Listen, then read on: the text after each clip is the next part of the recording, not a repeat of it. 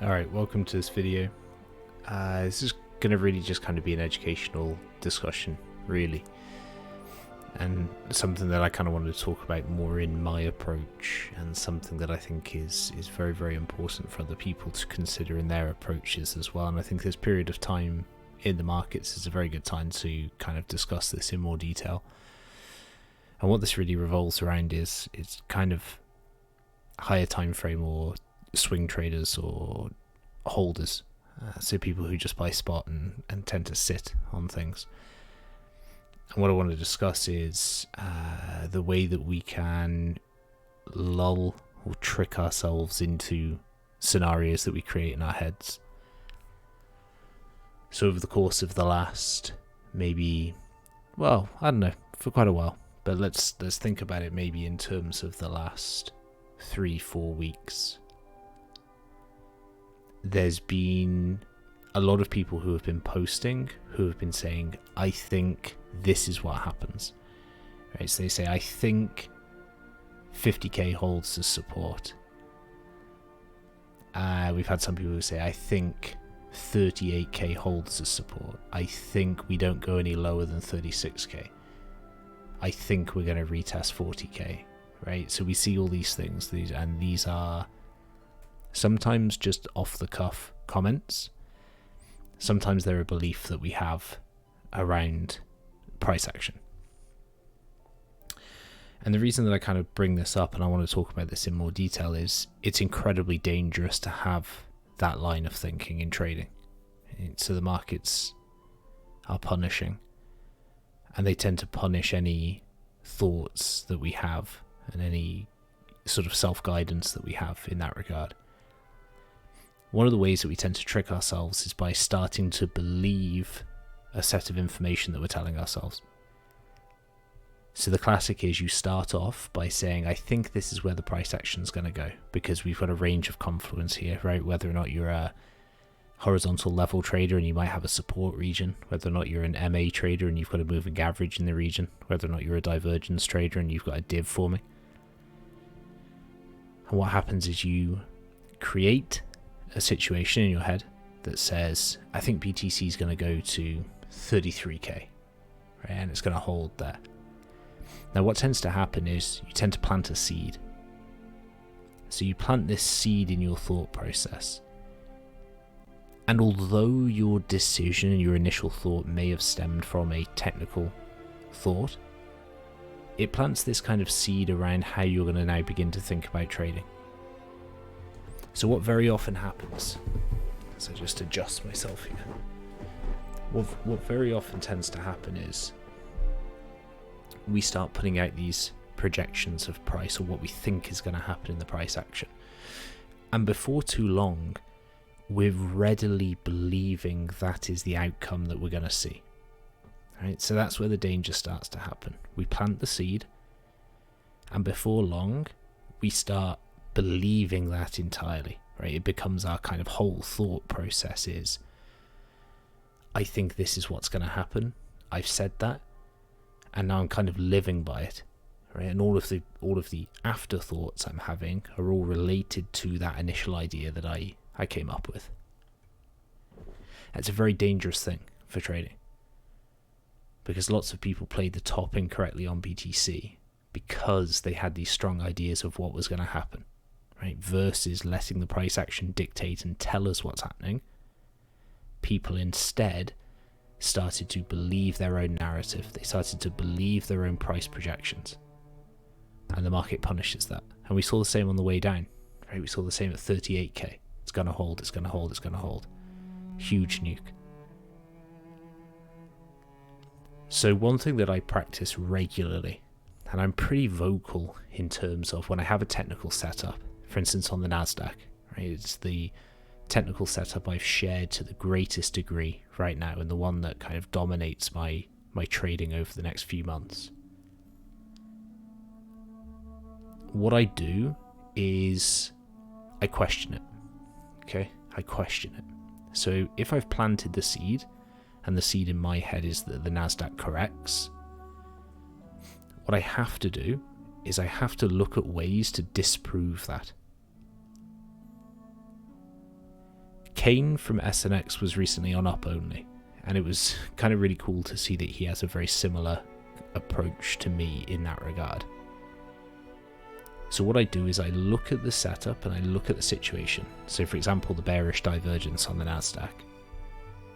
And I look at that and I look at other ways of interpreting that. So I'll look at it and I'll say, well, if we go to the weekly time frame, there's definitely room for an up move here. We're in a raging uptrend. There's definitely continuation possibilities. The economic outlook for the dollar isn't great. So I begin to balance that thought process. Okay, it helps to pull me in. And it's a really positive thing to do with any thought process that you're having when it comes to trading, is counter yourself. Right? Directly look at countering your own seed that you planted. So when you start having ideas around, listen, 32k is going to hold on BTC, question why it won't. Ask yourself immediately, well, what are the signs that it won't hold? The fact that we've been selling off continuously, the fact that selling aggression is so great in this region. Plenty of things you can use to counter yourself. Do not be the sort of person that falls into the trap of believing the first idea that springs to mind without questioning it, without stopping to take the other side of your thought process. Because you'll really find that it helps you to balance it out.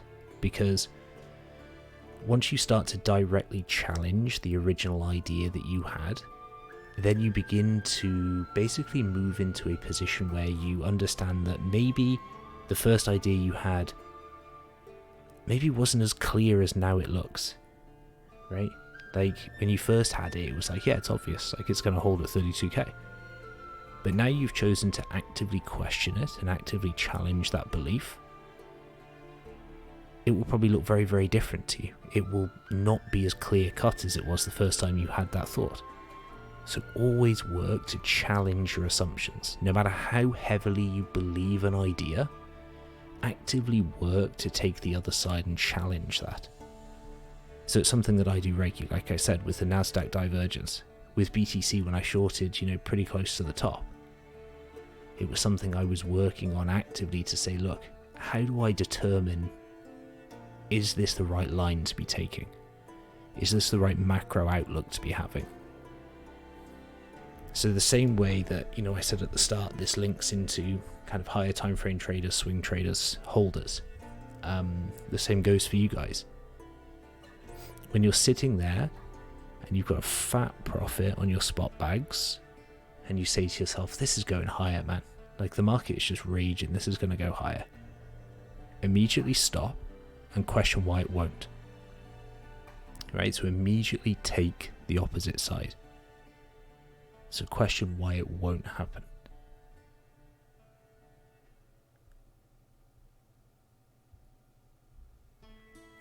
Really, really solid way of kind of managing your thought process and being a direct challenge to yourself and prompting deeper thought and discussion into your rationale. So the spot traders, higher time frame traders, swing traders, right? All of you guys need to be doing the active questioning. You need to be taking a look at these things and saying, is this something that I should be questioning my beliefs on immediately? And if you start to muddy the waters, if you start to remove the clarity, that's a good thing. Because it means that the decision that you made in the first place was probably rushed. You came to a decision too quickly. And now you're taking the time to really dive into it more.